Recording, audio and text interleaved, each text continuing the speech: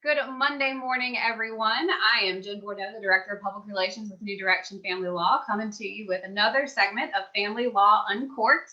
As your daily reminder, as I said, it's Monday, and the date is May the 4th. I always have to look right before I say that because I'm always afraid I'm going to say the wrong date. So we are the first full week into May, still under a lot of the stay-at-home orders and shelter-in-place and quarantine situation. And today I have joining me Miss Jessica Garcia with Brainstorming Women. Say hello, Jessica. Hello, good morning, everyone.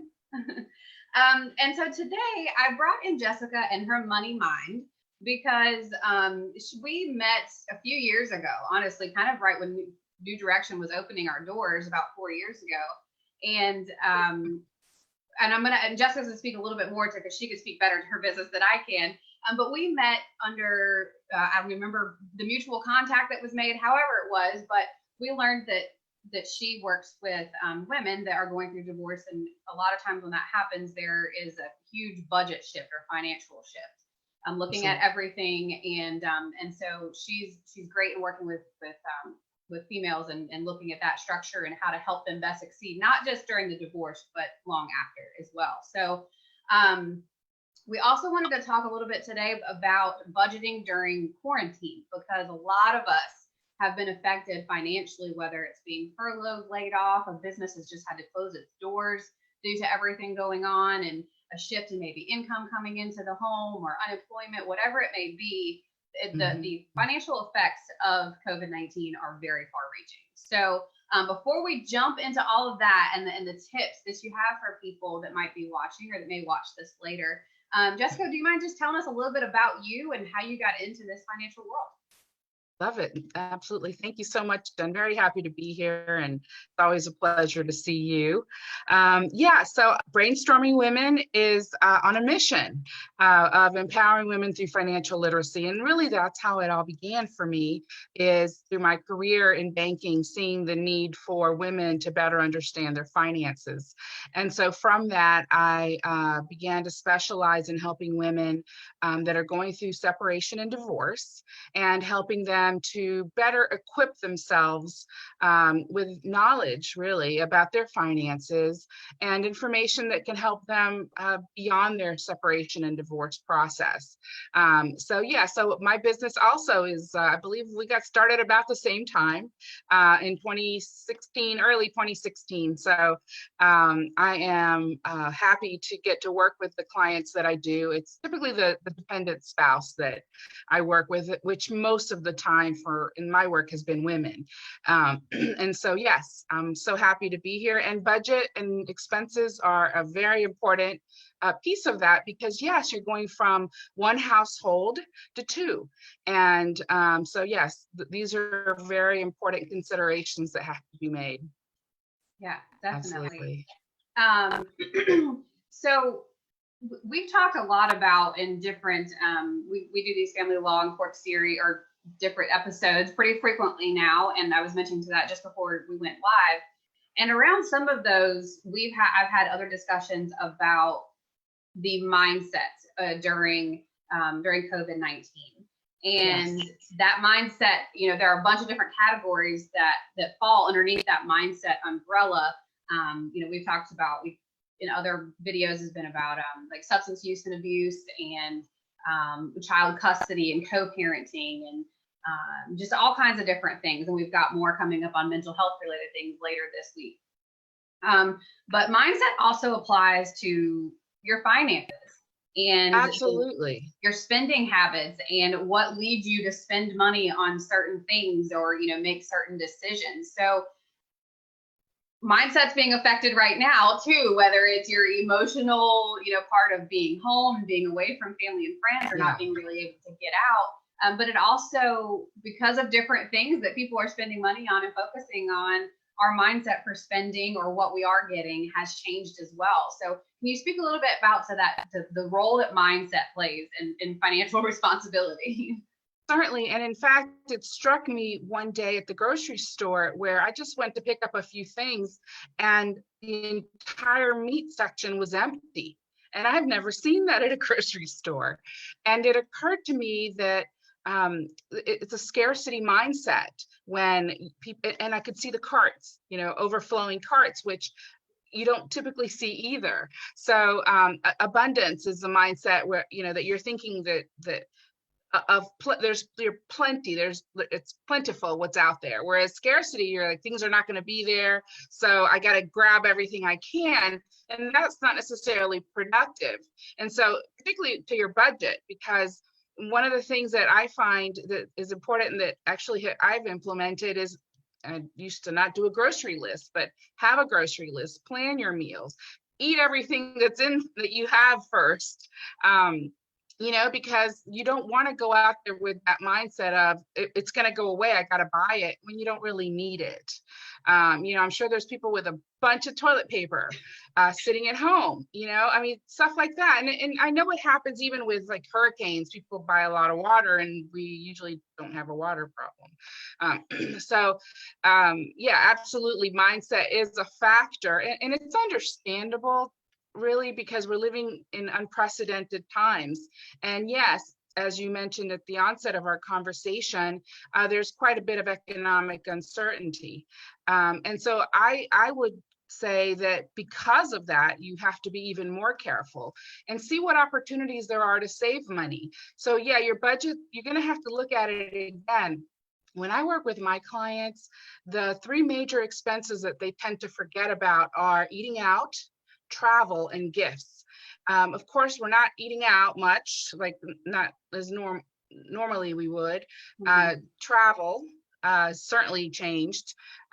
People are ordering in or picking up their dinner and then staying home, and then gifts are the three. So I would say that there's opportunity to shift your budget right now and make some improvements, make some tweaks. But there's also opportunity, for example, student loans being deferred. If you've got student loans that are deferred for a few months, continue to pay them. That it means there's no interest that's going to be accumulating. So why not pay it so that more of it is going towards principal? And so there are things that you can think about that you can be proactive. So I mentioned planning your groceries. Take a look at subscriptions. Maybe you need to cancel some subscriptions that you don't necessarily need anymore. More than anything, it's what can I do with the resources that I do have? And so if you're not limited and your income hasn't changed substantially, maybe you do look at paying down debt. Maybe you look at how do you do that? How do you pay down the one that has the highest rate first, or maybe the one that has the lowest balance, so you can feel good about having paid that off? More than anything, this is a very personal process and a very personal experience. And so the important factor, I think, is to get in there and look at it and see what it is to you, your budget. What does it mean? And if you have lost income, what other ways can you create income? There's freelance.com. There's a website out there that you can freelance jobs, as an example, or I don't know, deliver groceries, or there's different ways. Of course, it's easy to say, and it's certainly not necessarily something that is for everyone, but there's certainly times right now to make some changes, for sure. Yeah, definitely. And I like what you said. It's the kind of the first step of take the time to look at your finances, at your budget. I think some, and myself included, for that, I've probably gotten, for whatever reason or another, whether it's a legit excuse or just an excuse I kept on telling myself, I put off taking the time to really look at my finances, what I was spending on, where I could cut, to really try to get ahead with things. And so I like the kind of first tip of just take the time to look at your finances, and see where you really. I remember the first time I took like 3 months worth of my cards or my bank statements, and I totaled how much money I was spending, eating out. Mm-hmm. Yeah, it was insane. I was like, okay, we can do better, and I will say, with the shelter in place and not being able to eat out at restaurants and stuff, I almost feel like I'm saving more money. I'm definitely saving more money now than I was, prior to all this. So it's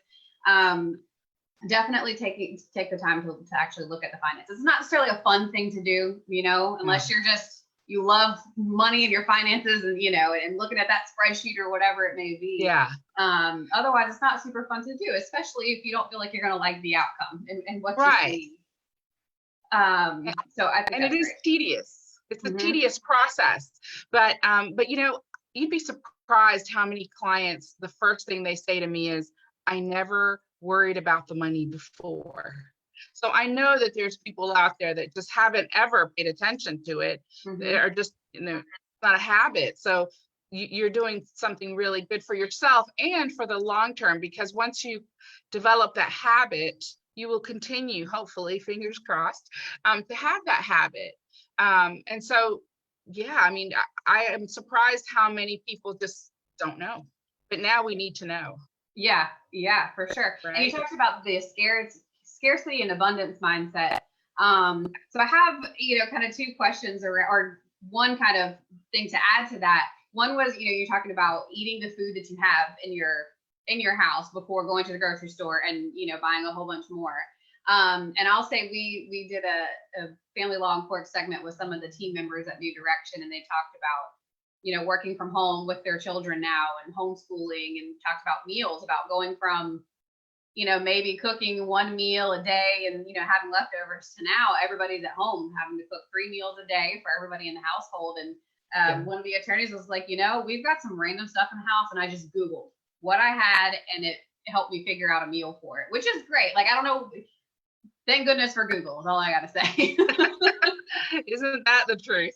So that's one thing. And then just to get your opinion from the financial side of things, with this abundant scarcity mindset where people are going out and buying all this toilet paper or stocking up on all this kinds of meat. I mean, from the beginning, I feel like it's been pretty clear that grocery stores were still going to remain open and that food trucks were still delivering food. So I still don't get the toilet paper situation. I don't know if you have any insight on that as to why people are hoarding toilet paper. But why do you think that was it just people became scared? And so they were just like, let me stock up just in case I have to hibernate for, however long. Yeah. I have found that fear is powerful, particularly as it relates to money. And also think about the basics that you have to have to survive. What is it? Is it Maslow's theory, of survival? And that is, that's an important, your shelter and having certain things are very important. But I find that when it comes to money, fear is just such a driver. And so I believe it has to do with fear, because the reality is we're probably on a long road to recovery, but we will. I mean, this country will recover. So it's just a fact that it's, remember the economic crisis of 2008 and all those years of what happened, and in previous years things that have happened financially. So I don't know what drives people to buy a bunch of toilet paper necessarily, but I think it's very interesting to observe, and frankly, I will say that I check the toilet paper aisle. Just is there some? Okay, and there usually isn't any, but it doesn't mean that we're never going to have any. So in my case, we ordered directly from Quilton Northern. They had an option to order. So you can find solutions. So I think that it's about fear and overcoming that fear, not giving into it necessarily. Although, there are some fears that are valid. If you're not going to have money coming in, what do you do? I mean, that's a valid fear. But there's some things that we have fears about that we don't have to necessarily give into. We just have to, it's sort of that the lizard brain, right? The reptilian brain of fear or flight, right? Fear or fight. Right here, it's, what part of your brain is taking over and you're allowing it to take over. Do you know what I mean? Yeah. Versus the neocortex. So I think that that's part of it, but it's just something that we're going to have to get through, and we are getting through it, right? We are sort of moving through it. It's just a challenge that we all have to live with for a while. Yeah. So I like the tips so far. Take the time to look at your budgets, Yes. to look at your numbers, look at your income, how that's changed, and looking at what necessities are. I think some people think cable is a necessity. I haven't had cable in probably like 4 years now. And I don't Yeah. miss it, honestly. Yeah. Yeah. I mean, yes, I have the Yeah. internet. So, and I don't have Hulu. The only account I have is Netflix. Yeah. So, looking at the necessities, is cable a way, even if it's temporary, is cable a way that you can save some money? Because Right. I know that cable combos can still be quite expensive. Um, Yeah. And even like cut your own grass. you know, I mean, not to take jobs away from anybody because there's still people that's how they make a living, but there might be ways that, yes, like you said, trim certain expenses that you're usually accustomed to, but it's not a bad idea to save money, put money aside for emergency purposes, or I also think it's a good time right now to check your credit because there's a lot of fraud that's happening. Mm. And there normally is. So you just want to make sure that what is my budget and is it all accurate? Is everything that I have in terms of credit accurate? So what I say to people right now is take this opportunity, take it and figure out your budget, figure out, longer term. So if you can get by with less now, wow, that's awesome for your future, right? Because that's going to be a difference for you as well. And so in your case, you're saving what, $80 a month, no cable, $100 a month. Over a year, 2, 5 years, that's money that's a nice little chunk of change for you. So there are definitely ways that you can improve your budget, but more than anything, it's just a time to look at it because it's going to shift. It's just normal right now. Yeah. And I think too, being, mindful of one, asking, I know some people have been, for myself, like I pay rent. I don't own the place that I live in. But as soon as I kind of saw some of the things unfolding, I contacted them right away. Like, what can we do? With just to, check and see Yeah. what options were as far as paying rent. And I know that there have been, but had I not called or initiated, because companies just assume that if you don't call and ask, like, you're fine, you figured it out, Right. you're not going to have any issues. But then obviously there's been the stuff with a lot of mortgage lenders are letting you defer your payment, but correct me if I'm wrong, that they're still going to get everything that's owed. Yes, I am so glad you brought that up because what that means, what they're doing is you don't have to pay for 90 days, but for that fourth month, you've got to pay the 3 you didn't pay and the fourth month. So you're not necessarily, you're just deferring your payment. You're not necessarily eliminating your payment. I worked for a few years in this area of Bank of America where I helped homeowners that were behind on their mortgage get back on track. And one of the terms that we would use to help clients was called capitalization. So what that meant was instead of those 3 payments being deferred and owed, in that fourth month, take the 3 payments and add them to the end of the term. So yes, that would make your mortgage longer, but then you don't have to pay those 4 months at once.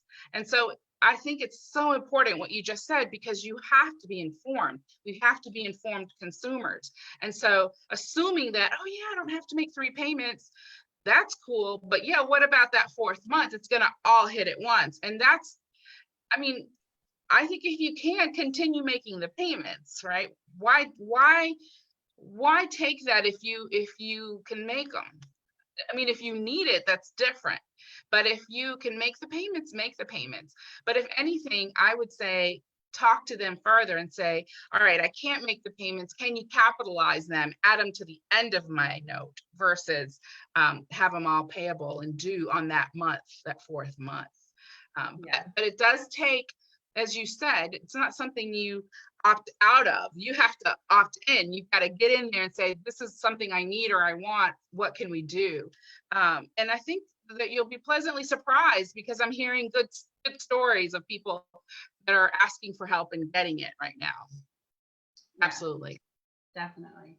Well, Yeah. I appreciate all of these tips. It's given me some ideas and things that I need to do. Probably just even reevaluate. It's probably a good idea to look at it. I mean, how often should people would you say people should take a look at their budget? And Susie Orman says every morning that you should look at your accounts and see where everything is. I think at a minimum weekly, because in the beginning, and then monthly once you have it. But really, once you've got it set down and you're good to go, you just have to keep notes and make sure you're staying on track. But your budget itself should be longer term, especially if you allow yourself some discretionary spending if you need a little something extra for yourself. Oh, side note, do not drink and shop. I recommend. I have a couple of friends that could echo that. They have bought numerous things that didn't even make sense if there was any alcohol involved. So FYI there, I've been seeing that as well.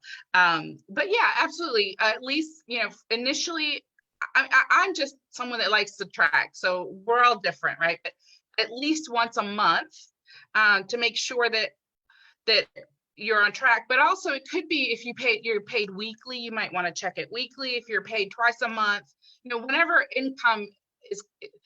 there's activity that is like income, inflow or outflow, I would check it, especially in the beginning. Gotcha. Yeah. I love this topic. Yeah.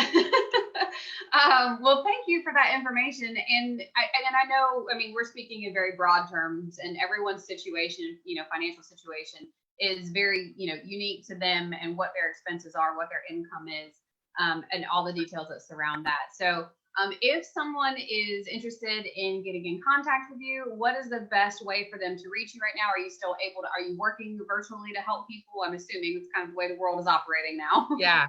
Thanks so much for that question, Jen. Actually, for about the last year, I've been virtual with all of my clients. So yeah, so my website is brainstormingwomen.com. I'm a divorce financial analyst and divorce coach, so I can help in different ways. But my number is, different numbers, but the main number 704-321-4494. Or again, my website, brainstormingwomen.com. I'm happy to offer complimentary consultations to see how I can help, and then we take it from there. But yes, virtual, I have a lot of Zoom calls, coaching calls over the phone. Mostly it's about helping clients. So whatever works for them is what I like to do. Awesome. Now, I know it's Brainstorming Women, so just for clarity's sake, if a gentleman does reach out to you asking for assistance, are you just like, nope, women only, or are you helping the men too? I am helping the men. Mostly, I would say dependent spouses. Okay. I just have a special place in my heart for those that need extra help. But really, I help men and women. But honestly, it's about 90% women. But I do not say no to gentlemen, and I'm not biased, by the way. I'm not anti-men or anything like that. I just tend to see the opportunity to add value with a lot of women. And attorneys have told me that 9 times out of 10, when there's a couple, it's the woman that needs a little extra help on the financial side. So that's who I'm here to serve as well. Yeah. Awesome. Thanks, well, Jessica, again, thank you so much for joining me. If anybody watching has any questions, please feel free to post them here and we'll do our best to get them answered. Please feel free to reach out to Jessica with any questions or a more in-depth and specific look at your financial situation and how she can help you with, budgeting tips and find ways to maximize your dollar through this uncertain time, as well as just in the future in general. I love that you said, take the time to really look at things now. And if you can really get it figured out and hammered down now, it's going to do nothing but serve you well, even into the future. So thank you so much again for taking your time today to join me on this Monday, and stay safe and well. And we will see you next time. Sounds great. Thanks, Jen. Have a great day. Thank you. You too.